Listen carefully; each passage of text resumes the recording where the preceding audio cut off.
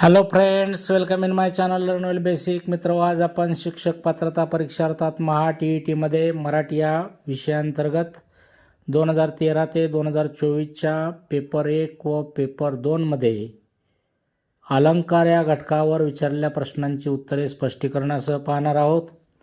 पहिला प्रश्न आहे, पिवळे तांबूस ऊन कोवळे पसरे चौफेर, ओटा नेई सोने वाटे वाहून या दूर. या काव्यपंक्तीत कोणता अलंकार आढळतो? पर्याय पहिला अतिशयोक्ती, पर्याय दुसरा उत्प्रेक्षा, पर्याय तिसरा रूपक, पर्याय चौथा उपमा.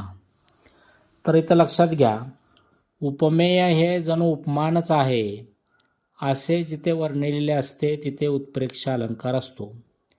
आणि उत्प्रेक्ष अलंकारात जणू, जणू काय, गमे, वाटे, भासे, की यासारखे साम्यवाचक शब्द आलेले असतात. या ठिकाणी वाटे असा शब्द आलेला आहे. ओटाने सोने वाटे वाहून या दूर. अर्थातच या ठिकाणी उत्प्रेक्ष अलंकार आहे. हा प्रश्न 2014च्या सेकंड पेपरमध्ये विचारलेला होता. प्रश्न दुसरा, चालला पुढे तो काय ऐट आनंद, अग्नीचा ओहळतो जणू मंद. या काव्यपंक्तीतील अलंकार ओळखा म्हटले. 2016च्या सेकंड पेपरमधला प्रश्न. तर अग्नीचा ओहळतो जणू मंद, जणू असा शब्द आला आहे.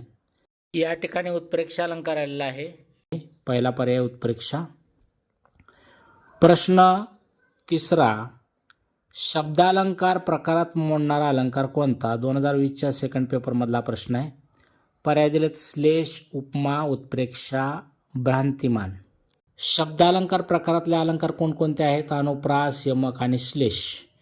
आणि त्यातलाच एक पर्याय या ठिकाणी श्लेष दिलेला आहे. तोच अलंकार शब्दालंकार आहे. पहिला पर्याय श्लेष. बाकी उपमा, उत्प्रेक्षा, भ्रांतिमान हे अर्थालंकार आहेत. प्रश्न चौथा, संत म्हणती सप्तपदे सहवासे सख्य साधूसी घडते. या ओळीतील अलंकार कोणता? 2021च्या फर्स्ट पेपरमध्ये हा प्रश्न विचारलेला आहे. पर्याय आहेत यमक, अनुप्रास, उपमा, उत्प्रेक्षा.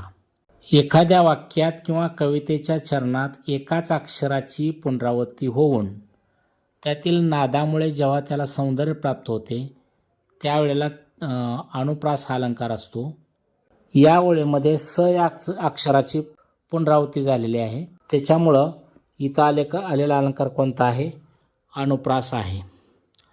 प्रश्न पाचवा, उपमेयाला उपमेयाचीच उपमा दिली जाते तेव्हा कोणता अलंकार होतो?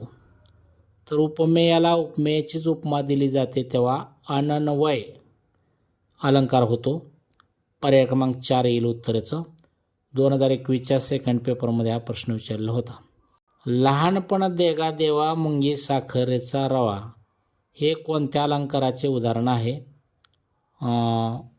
रूपक, उत्प्रेक्षा, दृष्टांत आणि उपमा असे 4 पर्याय आहेत. 2024च्या सेकंड पेपरमधला हा प्रश्न आहे. तुकाराम महाराज परमेश्वराजवळ लहानपण मागतात. मोठेपणात यातना सहन कराव्या लागतात हे पटवून देण्यासाठी मुंगीला साखरेचा कणसुद्धा रवा किंवा ढेपेप्रमाणे भासतो व खायला मिळतो. थोडक्यात काय, एखाद्या विषयाचे वर्णन करून झाल्यानंतर ती गोष्ट पटवून देण्यासाठी त्याच अर्थाचा एखादा दाखला किंवा उदाहरण दिल्यास दृष्टांत अलंकार होतो. या ठिकाणी आलेला अलंकार कोणता आहे? तर दृष्टांत अलंकार आहे. दगडाची पार्थिव भिंत तो पुढे अकल्पित सरली. या ओळीत कोणता अलंकार आला आहे? 2024च्या सेकंड पेपरमधला हा प्रश्न आहे. यमक, चेतनगुणोक्ती, उत्प्रेक्षा, उपमा. निसर्गातील निर्जीव वस्तू सजीव आहेत अशी कल्पना करून त्या मनुष्याप्रमाणे वागतात किंवा कृती करतात असं जिथं वर्णन असतं तिथं चेतनगुणोक्ती अलंकार असतो. या ठिकाणी भिंत जणू काही सजीव आहे आणि ती मनुष्याप्रमाणे वागते अशा प्रकारचा वर्णन आहे. त्यामुळं हा जो अलंकार आहे तो चेतनगुणोक्ती आहे. पर्याय क्रमांक 2.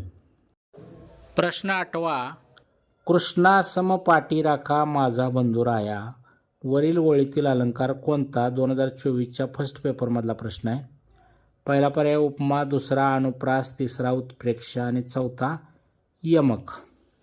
तर या ओळीमध्ये आलेला अलंकार आहे उपमा. त्याचं कारण काय, तर दोन वस्तूतील साम्य चमत्कृती पूर्ण रीतीने जिथे वर्णन केलेले असते तिथं उपमा अलंकार होतो. आणि या अलंकारामध्ये सारखा, जसा, जेवी, सम, सदृश्य, गत, परी, समान यासारखे साम्यवाचक शब्द आलेले असतात. आता इथं आलेला साम्यवाचक शब्द कोणता आहे, सम आहे, कृष्णा सम. तेव्हा विद्यार्थी मित्रांनो, TETच्या विविध शैक्षणिक व्हिडिओज पाहण्यासाठी या चॅनलला नक्की सबस्क्राईब करा. धन्यवाद.